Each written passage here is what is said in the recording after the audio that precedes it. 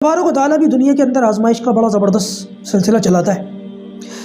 ویسے تو اللہ تعالیٰ کے علم میں سب کچھ ہے کہ کون جنتی ہے، کون دوزخی ہے، کون نیک اعمال والا ہے، کون بد اعمال والا ہے، لیکن اللہ تبارک و تعالیٰ یہ چیزیں ہمارے اوپر بھی کھول دیتے ہیں۔ اسی وجہ سے دنیا کے اندر دارالاسباب کے اندر ہمیں ڈالا اور ہمارا امتحان ہوتا ہے۔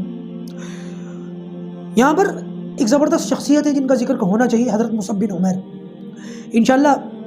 ابھی ہم سیرت پڑھیں گے نبی کریم صلی اللہ علیہ وسلم کی، تو سیرت کے اندر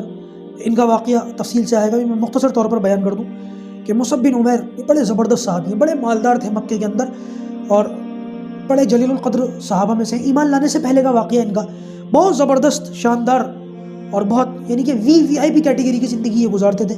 اور شام سے ان کا لباس سل کر کے آتا تھا، جو کپڑے ہم عام طور سے ٹیلروں میں سلوا لیتے ہیں، تو اس زمانے میں شام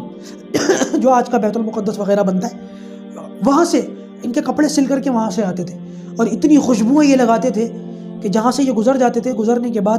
ان گلیوں میں، ان بازاروں میں خوشبوئیں رہ جاتی تھی، لوگ سمجھ جاتے تھے کہ کچھ دیر پہلے یہاں سے مصعب کا گزر ہوا ہے۔ اللہ کی شان، نبی کریم صلی اللہ علیہ وسلم کی دعوت پر انہوں نے لبیک کہا، کلمہ پڑھا، ایمان لے آئے، مسلمان ہو گئے۔ اور یتیم تھے، باپ نہیں تھا، تو لیکن مالدار بہت تھے اور باپ کی چھوڑی ہوئی دولت بہت تھی، لیکن مکی دور سرمایہ دارانہ نظام، اور باپ کے بعد پھر چچا دولت پر قابض ہو جائے، اس طریقے کا معاملہ تھا۔ تو وہاں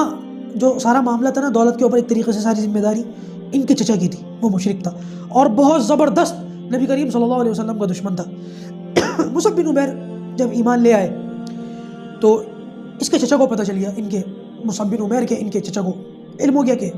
یہ مسلمان ہو گئے، تو اس نے دھمکیاں دی،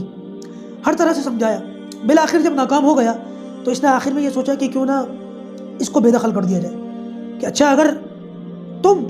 محمد کے دین پر آ گئے ہو اور اپنے باپ کا دین تم نے چھوڑ دیا اور اپنے باپ کو تم مشرک سمجھتے ہو جو اس دنیا سے جا چکا، تو یہ جو دولت اور یہ مال، یہ جو کچھ بھی ہے نا، یہ تمہارے اسی مشرک باپ کی کمائی ہے، چھوڑ دو اس کو، نکل جاؤ یہاں سے۔ اور وہ اس گمان میں تھا کہ دولت کو دیکھ کر کے ان کا جو ہے نا وہ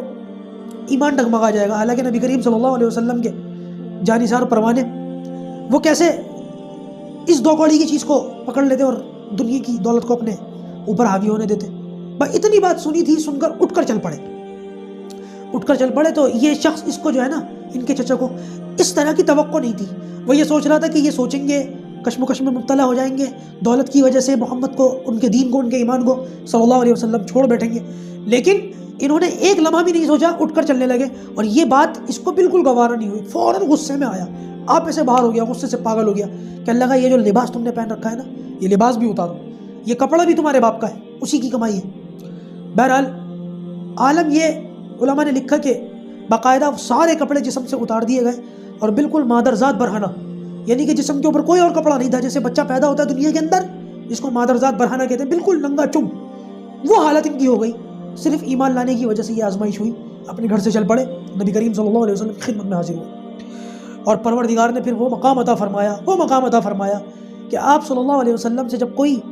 جو ہے وہ کلمہ پڑھنے کے بعد کہتے ہیں کہ ہمیں کوئی قاری دیجیے جو ہمیں قرآن پڑھائے، تو اللہ کے رسول صلی اللہ علیہ وسلم کے جو ہے زبردست قاری حضرت مصعب بن عمیر، نبی کریم صلی اللہ علیہ وسلم نے ان کو مدینے بھیجا تھا دین کی دعوت کے لیے۔ ہجرت سے پہلے کا واقعہ کہ نبی کریم صلی اللہ علیہ وسلم نے ان کو مدینے بھیجا، اور آپ صلی اللہ علیہ وسلم کے پاس کچھ عرصے میں 75 لوگوں کو ایمان میں داخل کروا کر نبی کریم صلی اللہ علیہ وسلم کی خدمت میں لے کر گیا۔ ایسی زبردست پھر اللہ تبارک و تعالیٰ نے سے کامیابی والا کام لیا۔